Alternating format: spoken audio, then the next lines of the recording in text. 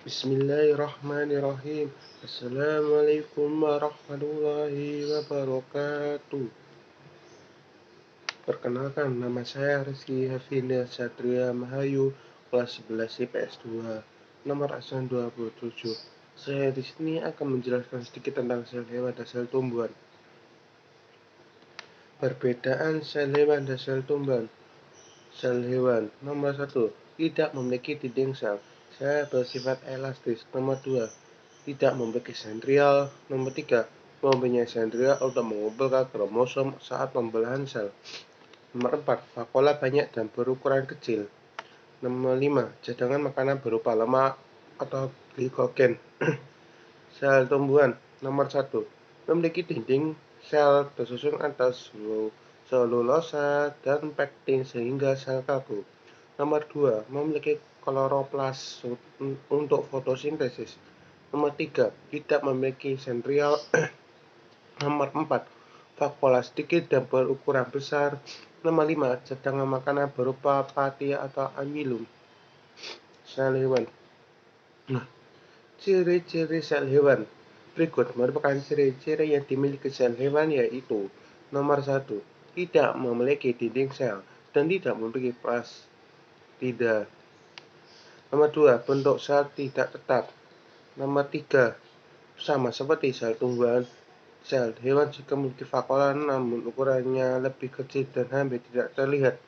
Nomor 4, memiliki sentriol yang tidak ditemukan pada sel tumbuhan. Sel hewan memiliki 2 sentriol di dalam organel sentrosom, satu jadi pembelahan sel. Masing-masing sentriol saling memisahkan diri menuju kutub yang berlawanan dan membentuk benang-benang yang akan menempel dengan kromosom. Gambar dan struktur serta fungsi sel hewan. Nomor 1, membran sel. Membran sel adalah pembungkus sel pada bagian luar yang tersusun dari protein atau lipoprotein, kolesterol dan lemak atau lipid. Pada bagian ini memiliki peran yang sangat penting dalam mengatur mineral dan nutrisi yang berada di dalam maupun di luar sel. Organel membran sel ini memiliki berbagai fungsi, di antaranya nomor 1, mengatur keluar masuk nutrisi dan mineral. Nomor 2, sebagai pembungkus atau pelindung sel. Nomor 3, menerima rangsangan dari luar. Nomor 4, tempat berlangsungnya berbagai reaksi kimia. Nomor 2, sitoplasma. Sitoplasma adalah bagian sel berupa cairan sel dan memiliki bentuk seperti dengan gel. Organel ini memiliki 2 proses fase bentuk, yaitu fase gel cair dan fase sol padat. Cairan ini didapat di dalam nukleus yang disebut dengan istilah nukleoplasma. Namun sitoplasma bersifat koloid kompak, yaitu tidak cair dan tidak padat, sehingga dapat berubah tergantung dengan konsentrasi airnya. Biasanya jika konsentrasi air rendah, maka jadi padat lembek. Sedangkan jika air dengan kontraksi tinggi, maka gel akan berubah menjadi encer yang disebut dengan sel. Organel sitoplasma ini berfungsi sebagai berikut. Nomor 1, sebagai sumber bahan kimia sel. Nomor 2, tempat berlangsungnya metabolisme sel. Nomor 3, retikulum endoplasma. Retikulum endoplasma adalah organel yang memiliki bentuk benang-benang yang terdapat di inti sel. Retikulum endoplasma terbagi atas 2, yaitu retikulum endoplasma halus REH dan retikulum endoplasma kasar REK. Retikulum endoplasma halus REH adalah lebaran tidak melekat dengan ribosom, sedangkan retikulum endoplasma kasar REK adalah dapat melekat pada ribosom. Organel retikulum endoplasma ada sebagai berikut: 1, sebagai sintesis protein REK. Nomor 2, sebagai tempat mengangkut sintesis sentriol dan lemak. Nomor 3, membantu detoksifikasi sel-sel berbahaya di dalam sel REH. Nomor 4, sebagai tempat untuk menyimpan fosfolipid, steroid, dan glikolipid. Nomor 4, mitokondria. Mitokondria adalah organel yang berguna sebagai mesin dalam sel. Organel ini memiliki 2 bagian lapis membran yang lekuk-lekuk yang biasa disebut dengan istilah kritas. Glukosa dan oksigen saling bekerjasama dalam proses pembentukan energi yang disebut sebagai proses metabolisme dan aktivitas seluler, sehingga dalam bagian tersebut dijuluki sebagai the powerhouse.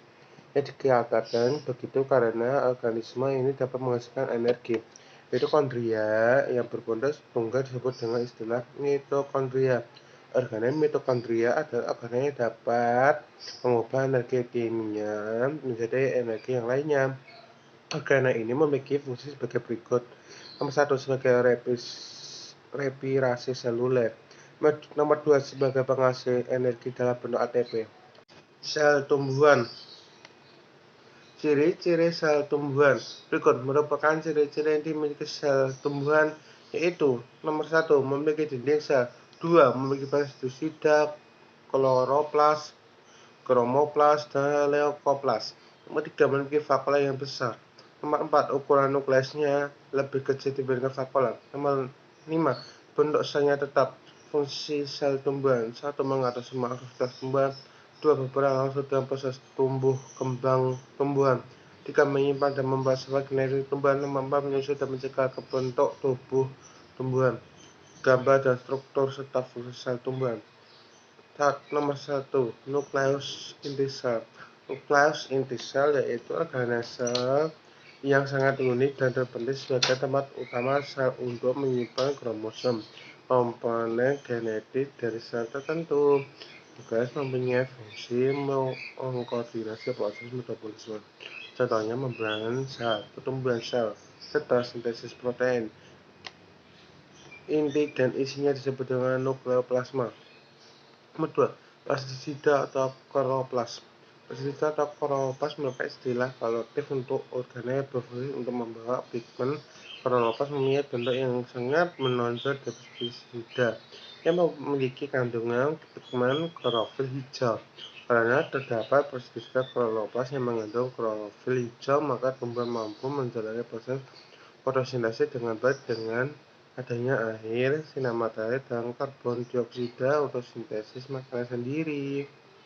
Nomor 3 ribosom. Ribosom merupakan organel sel yang bentuknya kecil, yaitu berupa butiran nukleoprotein. Ribosom disusun atas subunit besar dan subunit kecil berisi RNA, ribosom, dRNA-R, dan protein di dalamnya. Ribosom dibedakan menjadi 2 jenis yang mana terdapat di dalam sitoplasma, yaitu ribosom terikat, ribosom bebas.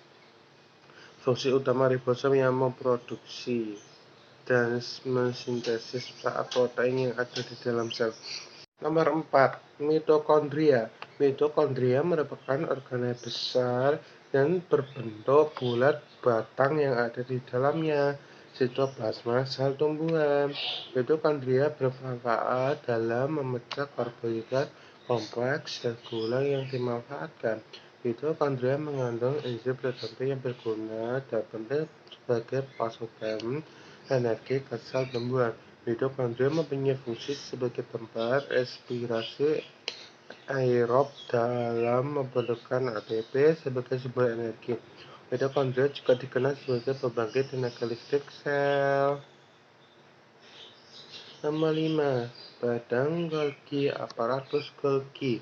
Badan Golgi aparatus Golgi terdiri dari kumpulan vesikel pipi yang memiliki bentuk sinternai berkelok-kelok atau berbentuk kantong pipi. Badan Golgi yang terletak di dalam sel tumbuhan disebut diosom. Keberadaan kebanyakan ditemui di dekat membran sel. Fungsi utama badan Golgi yaitu untuk mengangkat zat kimia di dalam dan keluar dari sel. Setelah RE retikulum endoplasma mesintesis protein dan lemak, badan Golgi merubah dan mempersiapkannya untuk mengekspor keluar. Sekian, wassalamualaikum warahmatullahi wabarakatuh.